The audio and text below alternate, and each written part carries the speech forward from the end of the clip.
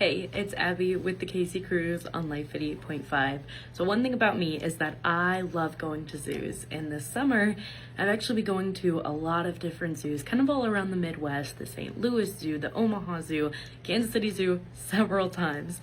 And so recently I found myself at the Dickerson Park Zoo. Now that's in Springfield, Missouri.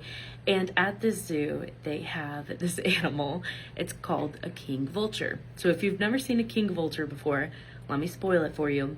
They are really, really ugly, okay? Not pretty birds to look at. And truly, if you're gonna go Google one after hearing me talk about this, don't say I didn't warn you, because I am. They're not pretty birds.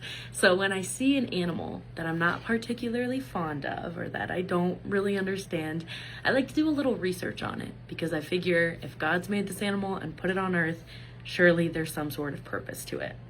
So sure enough, I Googled the king vultures, and yeah, they're actually very incredibly useful to their environment. They mostly play an important role when it comes to cleaning up decaying animals. Especially with where they live in the wild, it's not super clean. So they are kind of the people who come in and clean it up for them.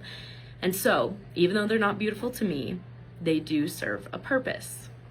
And the more I thought about that, I kind of started thinking about the church, because scripture gives us an image of this in 1 Corinthians 12. Paul is describing the church as one body, and we're all kind of different parts of the body. So we're not all the same. A body needs every single one of its parts to work and be healthy. And Paul says the body is not one part, it's many. And then 1 Corinthians 12:18 says, as it is, God arranged the members in the body, each one of them as he chose. God made us all to be different. And so the church was never meant to be this one collection of people who all look the same or think the same or decide on all the same stuff. We're supposed to be different. So the next time I see a king vulture bird, I am probably going to still think it's ugly, but I'm also going to remember this. And I'm also going to remember that God doesn't waste anything that he creates. And maybe the true beauty of the church isn't that everything is beautiful, but that when every part does what God created it to do, then the whole body becomes something beautiful.